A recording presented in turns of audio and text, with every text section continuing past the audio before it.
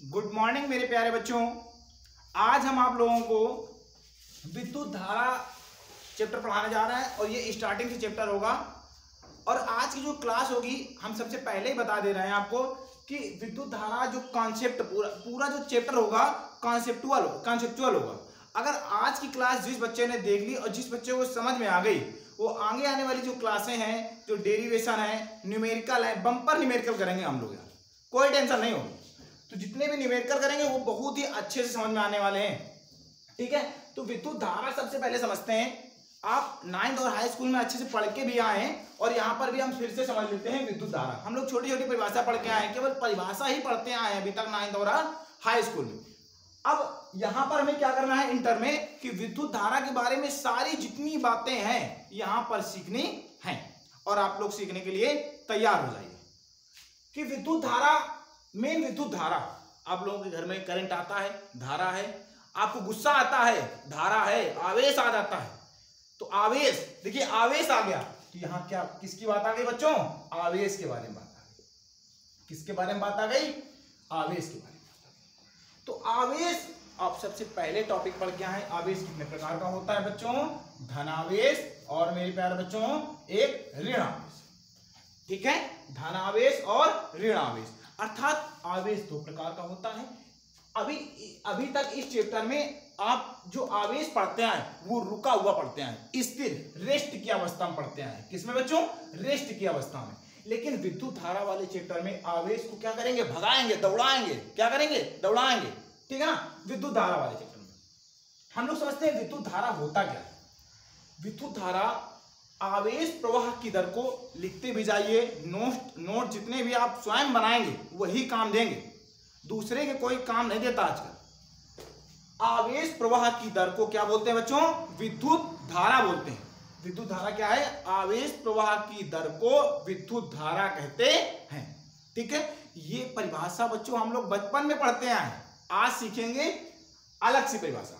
Formula क्या होता है? I बराबर Q अपान T। क्या होता है बच्चों? I बराबर Q अपान T। जैसे कि हम इधर समझाते हैं आपको कि जैसे कि हमने बताया आपसे 5 सेकेंड में, आपसे बोले 5 सेकेंड में 20 कूलाम आवेश उत्पन्न होता है। कितना? 5 सेकेंड में 20 कूलाम आवेश प्रवाहित होता है। अगर हम आपसे पूछे यहीं पर 1 सेकेंड में कितना कूलाम होगा तो 20/5, बट इसको काटेंगे कितना मिलेगा बच्चों? 4 कूलाम आवेश। तो बच्चों जो 1 सेकेंड में 4 कूलाम आवेश मिला, यही आपकी क्या कहलाएगी? धारा। यही क्या कहलाएगी? विद्युत धारा। अर्थात हम क्या सीखे यहां से कि 1 सेकेंड में जो मिला, 1 सेकेंड में जितना आवेश मिला, 1 सेकेंड में क्या मिला? जितना आवेश मिला वही क्या कहलाया? आपकी विद्युत धारा। अर्थात एकांक समय में, किसमें बच्चों? एकांक समय में प्रवाहित आवेश को या उत्पन्न आवेश को क्या बोलेंगे? विद्युत धारा कहते हैं। उम्मीद है कि समझ में आ गया होगा। आगे बात करते हैं। अच्छा, इसको लिखते किससे हैं? समझ गए? आई से बच्चों प्रदर्शित करते हैं। किससे व्यक्त करते हैं? आई से व्यक्त करते हैं, ठीक है। बहुत ही आराम से पढ़ेंगे, कोई प्रेशर नहीं है, टेंशन नहीं लेना दिमाग में, ठीक है। आगे बात करते हैं इसके मात्रक की। तो मात्रक क्या होगा हमारा? आवेश का मात्रक बच्चों कूलाम। क्या होता है? कूलाम। समय का मात्रक क्या होता है? सेकेंड। समय का मात्रक क्या होता है? सेकेंड। ये हमें पढ़ने को मिला। इसका क्या बच्चों? मात्रक। और इसको इंग्लिश में बोलते हैं यूनिट। क्या बोलते हैं इसको इंग्लिश में? यूनिट बोलते हैं। तो मात्रक मिला कूलाम प्रति सेकेंड, ठीक है। इसको एक चीज और बोलते हैं एम्पियर। क्या बोलते हैं? एम्पियर। और ये एक साइंटिस्ट का नाम है। एम्पियर जो है साइंटिस्ट का नाम है और इसको एक प्यारे से अक्षर से लिखते हैं ए से। किससे लिखते हैं? ए से लिखते हैं, ठीक है नहीं। एम्पियर इसके प्यारे से किस अक्षर से लिखते हैं? ए से। तो एक हमारा इसके आगे हम लोग लिख सकते हैं, मतलब इसको किससे भी लिख सकते हैं? ए से हमारा अर्थात एक एम्पियर। क्या बच्चों? एक एम्पियर, ठीक है। इतनी बात समझ में आई।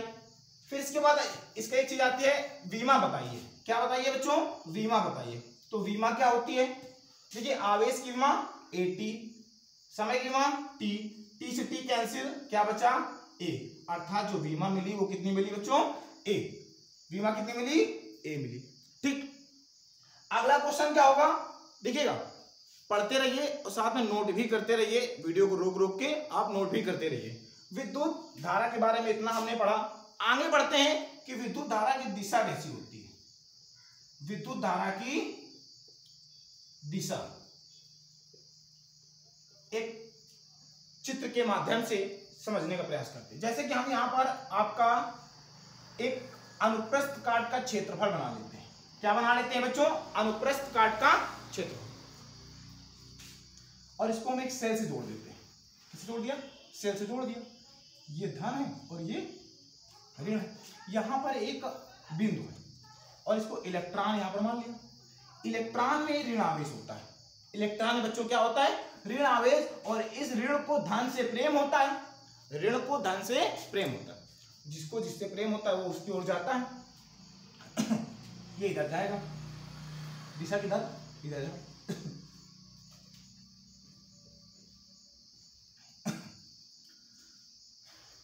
इलेक्ट्रॉन इधर की ओर जा रहा है अर्थात धन की ओर, ठीक है। लेकिन दिशा किधर होगी? दिशा इधर की ओर होगी। बच्चों दिशा किधर की ओर होगी? इधर की ओर होगी। अर्थात इलेक्ट्रॉनों की गति के विपरीत दिशा में विद्युत धारा की दिशा होती है। ठीक है बच्चों, समझ में आया? बात क्लियर हुआ? अब आगे समझते हैं। तो यहां पर क्या लिखेंगे? इलेक्ट्रॉनों के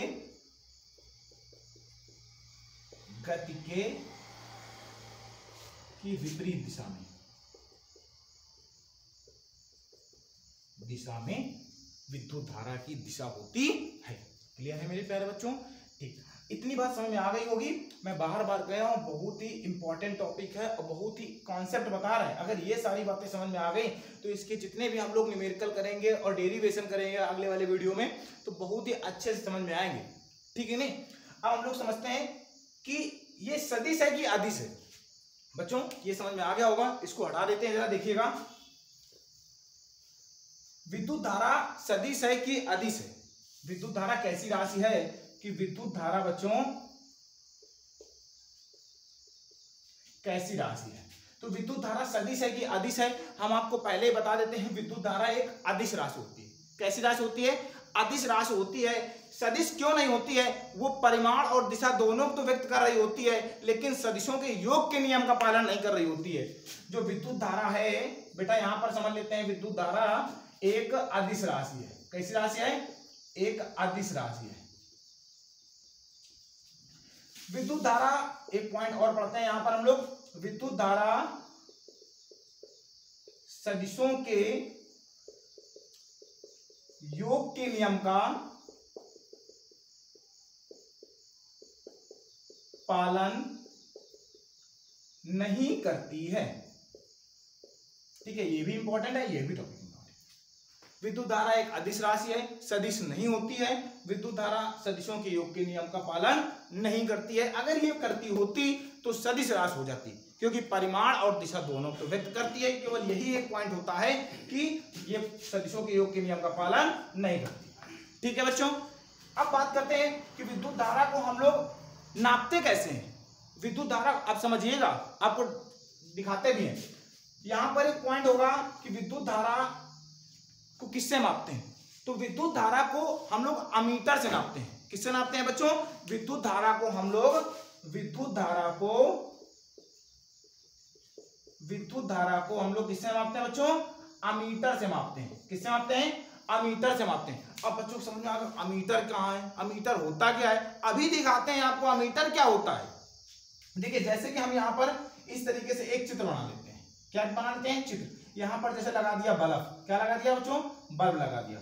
और यहाँ पर एक अमीटर लगा देते हैं। क्या लगाते हैं बच्चों? यहाँ पर लगा देते हैं, एक अमीटर लगा देते हैं। और यहाँ पर बैटरी लगी होती है।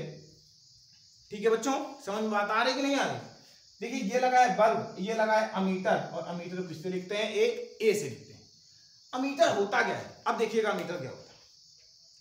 देखिएगा, आपके सामने दिख रहा होगा अमीटर। ये देखिएगा, अमीटर दिख रहा होगा। ठीक है कि नहीं? अमीटर दिख रहा होगा। अभी आपका ये अलग है, अभी इसमें कोई तार नहीं जुड़ा है। तो आपका जो मान दिख रहा होगा मेरे प्यारे बच्चों, वो जो सुई दिख रही होगी वो जीरो में दिख रही होगी। देखिएगा, दिख रहा होगा, मैं इतने पास में ला रहा हूं, दिख रहा होगा। ठीक है नहीं? जीरो में दिख रहा होगा, जीरो में। चलिए ठीक है, अब इसी अमीटर को हम लोग यहां पर सेट करते हैं। कहां पर सेट करते हैं, यहां पर सेट करते हैं। क्लियर है। इसके बगल में क्या लगाते हैं बच्चों, बल्ब लगाते हैं। ये धन सिरे को इस वाले सिरे से जोड़ते हैं और ऋण सिरे को उधर से जोड़ते हैं।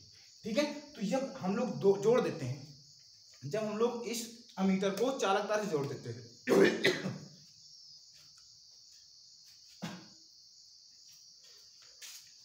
जब हम लोग इस चालक तार को किससे जोड़ देते हैं, अमीटर से जोड़ देते हैं, तब ये जो आपकी अभी हमने आपको दिखाया कि 0 पर सुई थी, अब ये क्या हो जाएगी, बढ़ना स्टार्ट हो जाती है। अर्थात 0 से 5 पर, फिर 1 पर, 1.5 पर, 2 पर, 2.5 पर, 3 पर।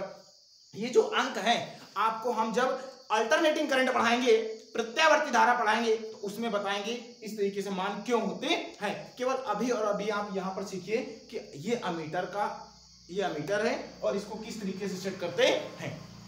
ठीक है बच्चों, अब ये देखिए विद्युत धारा को अमीटर से मापते हैं, अमीटर से मापते हैं। इसको किसमें जोड़ते हैं, और अमीटर को बच्चों श्रेणी क्रम में जोड़ते हैं। किसमें जोड़ते हैं बच्चों, अमीटर को श्रेणी क्रम में जोड़ते हैं।